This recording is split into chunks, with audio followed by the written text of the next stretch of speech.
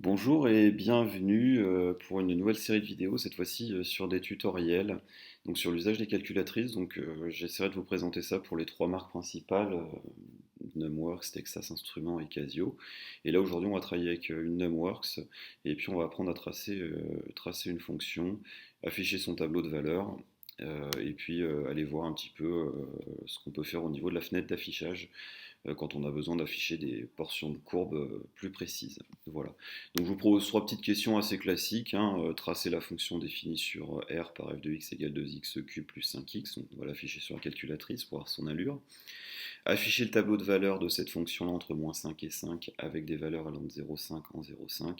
Et puis ensuite tracer une autre fonction et la faire apparaître sur l'écran en paramétrant la fenêtre d'affichage. On va commencer par la première question, tracer la fonction définie sur R par f de x égale 2x cube plus 5x. Donc on va aller tout simplement dans la fonction de la Numworks.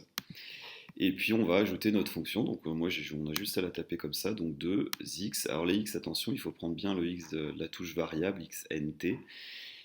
Ensuite 2x au cube, je sors du cube avec la petite flèche à droite, plus 5x. Toujours être bien vigilant quand vous avez des fonctions, pensez à sortir de l'exposant avec la flèche droite.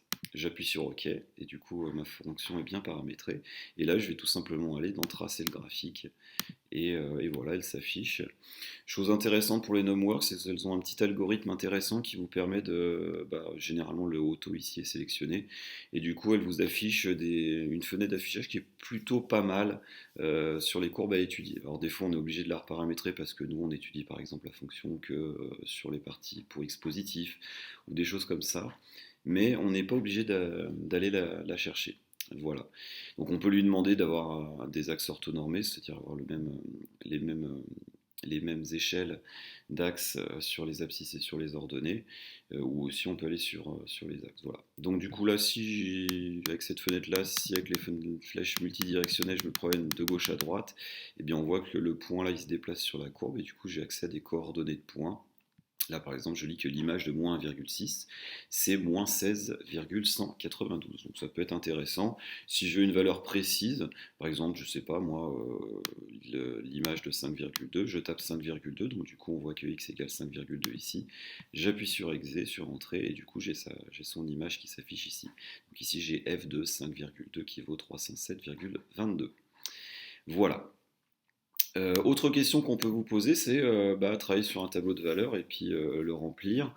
Alors on pourrait utiliser la méthode qu'on vient de voir, hein, c'est-à-dire là pour notre tableau de valeurs qui irait de moins 5, de 0,5 en 0,5, j'allais chercher la valeur de moins 5, puis de moins 4,5, puis de moins 4, et ainsi de suite.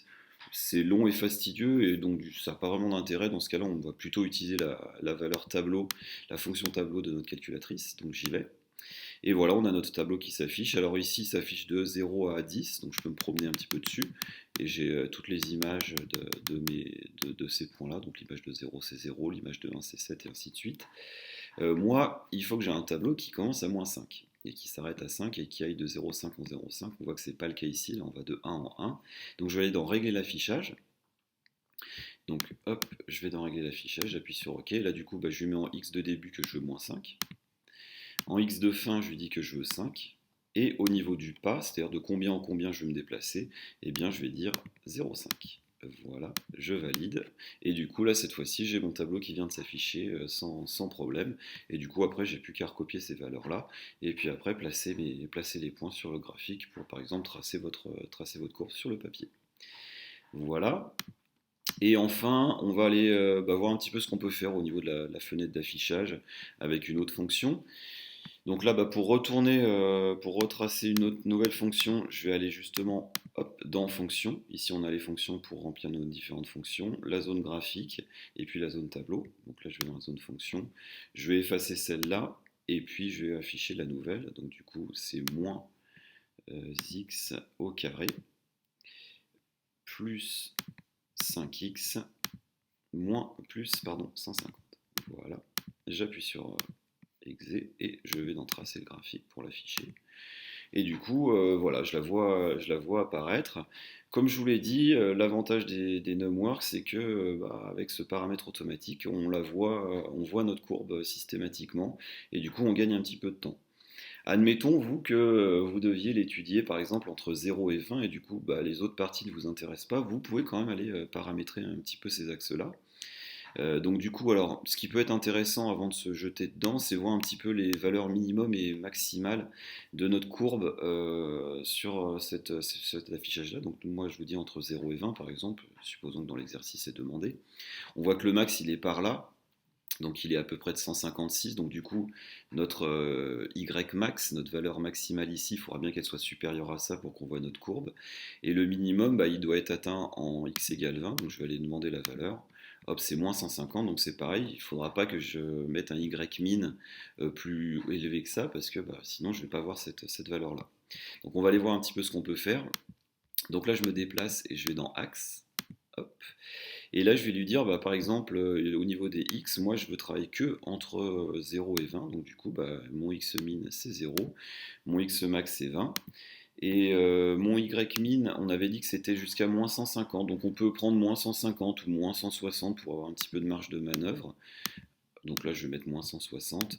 Et nous, on était aux alentours de 156, quelque chose comme ça. Donc il faut une valeur plus élevée. On peut garder ce 200 là qui est pas si mal. On valide. Et du coup, on a notre courbe qui est affichée sur cette bonne fenêtre là. Et puis on la voit intégralement. Voilà, donc on peut après rebidouiller un petit peu les axes suivant ce qu'on a. Voilà, ça sera tout pour cette vidéo-là. Je vous ferai une autre vidéo pour aller voir un petit peu les fonctions supplémentaires qu'on peut avoir sur ces calculatrices au niveau du travail sur les fonctions. Je vous remercie de l'avoir suivi et je vous souhaite une bonne journée. Au revoir.